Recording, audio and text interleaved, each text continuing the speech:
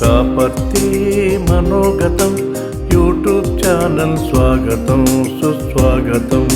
స్వాపర్తి మనోగతం YouTube channel స్వాగతం సుస్వాగతం. రక్షణ రంగ ఉత్పత్తులలో భారతదేశము గణనీయమైన మార్పును అభివృద్ధిని సాధించింది. 2014 కంటే ముందు పూర్తిగా భారతదేశ రక్షణకు సంబంధించిన ఆయుధాలు, అది నౌకాదళం కావచ్చు, వైమానిక దళం కావచ్చు, అట్లాగే ఆర్మీ కావచ్చు, పూర్తిగా ఇతర దేశాలపైన ఆధారపడి ఉన్నాం. అయితే నామమాత్రంగా అంటే 637 కోట్ల రూపాయల రక్షణ ఉత్పత్తులను మాత్రమే భారతదేశము వేరే దేశాలకు ఎగుమతి చేస్తూ ఉండేది. అంటే ముఖ్యంగా గ్రెనేడ్స్ కావచ్చు, మందుగుండు కావచ్చు, తుపాకీలో ఉపయోగించే బుల్లెట్స్ కావచ్చు, ఇలాంటి చిన్న చిన్న వస్తువులు మాత్రమే రక్షణ రంగంకు సంబంధించిన ఎగుమతి చేసేవాళ్ళం. కానీ 10-12 ఏళ్ల తర్వాత ఇప్పుడు ఈ సంవత్సరము 38,000 కోట్ల రూపాయల రక్షణ ఉత్పత్తులను భారతదేశం ఎగుమతి చేసింది. అంటే చూడండి ఎంత గణనీయమైన మార్పు వచ్చిందో. అంటే ఎందుకు భారతదేశం ఇట్లా వస్తువులను, రక్షణ రంగ వస్తువులను ఉత్పత్తి చేస్తుంది అంటే, ప్రపంచంలో అంతర్జాతీయ రంగంలో ముఖ్యంగా మత్స్య న్యాయము పాటిస్తారు అన్ని దేశాలు. నీతులు అందరూ వల్లిస్తారు, కానీ చిన్న చేప దానికంటే పెద్ద చేపను తప్పనిసరిగా మాట వినాల్సి వస్తుంది. అంటే పెద్ద చేప తనకంటే చిన్న చేపను తింటుంది. ఆ తిన్న చేప ఒకవేళ దానికంటే పెద్ద చేప కనిపిస్తే దాని నోట్లో పోవాల్సి వస్తుంది. ఈ రకంగా ఇతమైన దేశం యొక్క మాటలే అంతటా సాగుతాయి.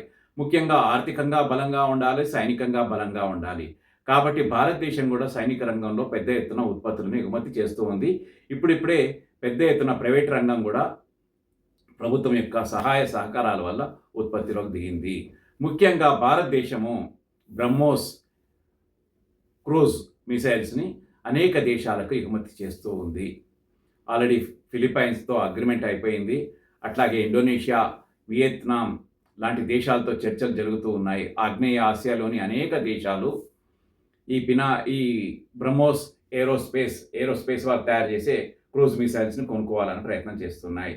అట్లాగే ఆకాష్ ఎయిర్ డిఫెన్స్ సిస్టమ్, ఇది 25 కిలోమీటర్ల దూరం నుంచి 60-70 కిలోమీటర్ల దూరం వరకు ఉన్న మిసైల్స్ని కావచ్చు, విమానాలని కావచ్చు, ప్రొజెక్టైల్స్ వస్తువులను ముందే గుర్తించి దాడి చేసి వాటిని ఆకాశంలోనే పేల్చివేస్తుంది. ఇది పూర్తిగా 99.9% ఇండిజినస్ టెక్నాలజీ. దీని యొక్క కృషి కూడా చాలా ఎక్కువ, Akash air defence system.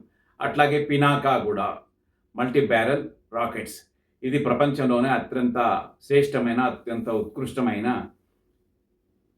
Multi barrel Pinaka. దీన్ని ఫ్రాన్స్ కూడా చర్చ చేస్తూ ఉంది, వచ్చి చూసింది.